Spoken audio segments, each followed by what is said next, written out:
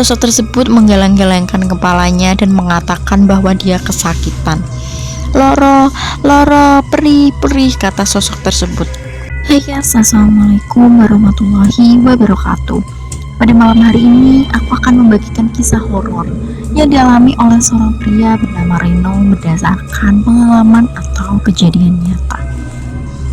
Kejadian ini bermula ketika Reno berusia 14 tahun pada tahun 90-an. Kala itu dia dan teman-temannya sedang bermain di tanah lapang yang berada di tepi jalan raya. Ketika mereka asik bermain, tiba-tiba ada suara hantaman keras. Pruak! Seketika mereka berhamburan menuju jalan raya untuk melihat sumber suara tersebut.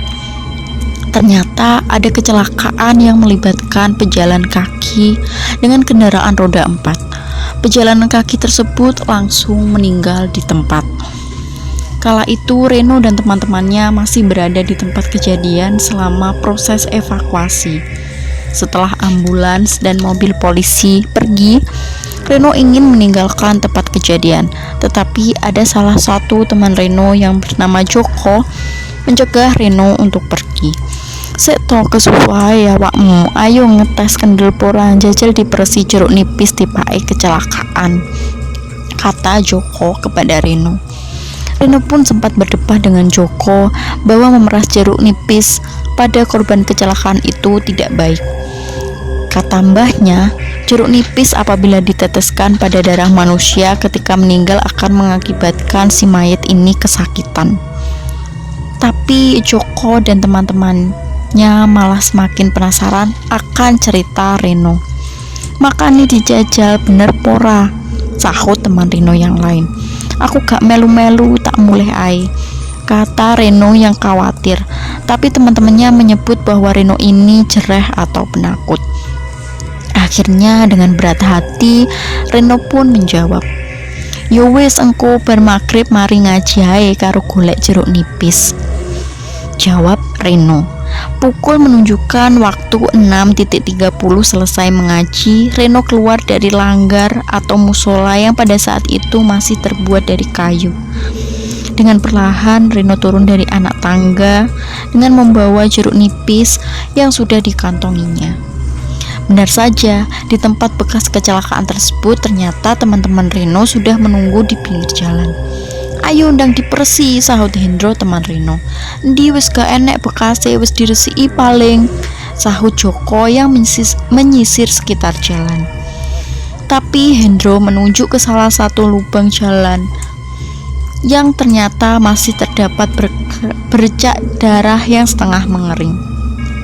Kemudian mereka langsung memeraskan jeruk nipis ke lubang tersebut. Setelah selesai, mereka pun berkumpul ke rumah kosong untuk menunggu arwah dari korban kecelakaan tersebut. Kata Reno, dengan menunggu di rumah kosong, maka arwah dari korban kecelakaan tersebut akan mengira bahwa itu adalah rumah mereka. Pada saat tengah malam, mereka berhamburan lari keluar rumah dan pulang ke rumahnya masing-masing. Jalanan pada saat itu masih remang-remang, ditambah dengan pepohonan yang masih rindang di pinggir jalan membuat jalanan semakin mencekam. Reno yang pada saat itu berjalan sendirian merasa seperti diawasi.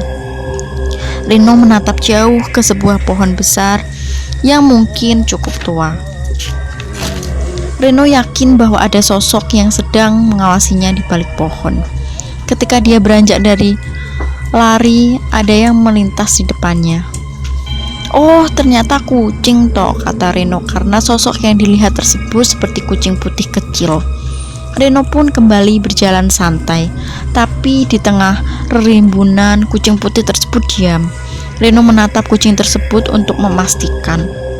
"Loh, kok gede? Kok tambah gede?"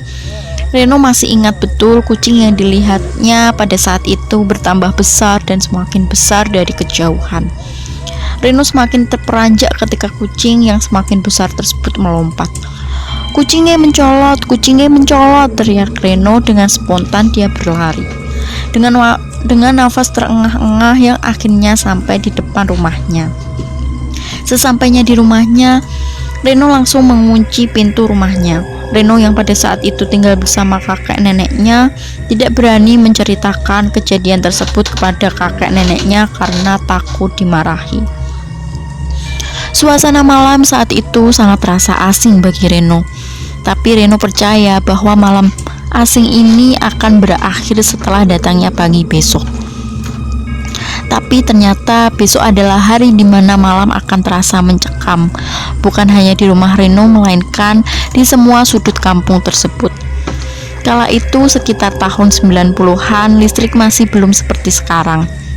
Warga kebanyakan menggunakan lampu kuning dan petomak. Tengah malam, Reno yang tiduran di ranjang atau dipan zaman dulu mendengarkan ada suara ketukan pintu 3 kali. Tok, tok, tok. Reno pun membangunkan neneknya. "Mak ono sing namu yah mene." "Wis jarno ae bocah jarak wi," kata nenek Reno yang masih tetap berbaring membelakangi Reno. Kemudian terdengar lagi ketukan 3 kali. Tok, tok, tok. Ketukan pintu terdengar berulang kali membuat nenek Reno membukakan pintu. Seketika mereka kaget karena tidak ada orang di balik pintu tersebut. "Setan randule demit radoyan, ojo ganggu anak Adam," kata nenek Reno sambil kembali menutup pintu. Reno yang sudah lemas dan keringat dingin karena ketakutan disuruh neneknya untuk segera tidur. Reno pun berbaring sambil mengamati sekelilingnya. Dia membayangkan di balik selambu di dipannya ada sosok yang siap-siap menyekramnya. Ternyata sosok yang dibayangkan bukanlah bayangan semata Reno. Sosok tersebut semakin nyata, tubuh penuh darah berbalut kain putih lusuh itu semakin mendekat. Sosok tersebut menggeleng-gelengkan kepalanya dan mengatakan bahwa dia kesakitan. "Loro, loro, perih, perih," kata sosok tersebut. Reno masih ingat betul dia sudah tidak bisa menjerit, mulutnya terasa terbungkam dan kakinya lemas. "Le, tangi, tangi," suara nenek Reno yang membangunkannya. Ternyata Reno sedang ketindihan atau bermimpi buruk. Keesok harinya, ternyata banyak warga yang bercerita bahwa ada yang mengetuk pintu di tengah malam. Kampung tersebut terus diteror sampai warga sepakat untuk melaksanakan pengajian bersama. Dan teror tersebut berhenti setelah 7 hari. Sampai saat ini Reno dan teman-temannya tidak berani menceritakan yang dilakukan mereka kepada warga desa.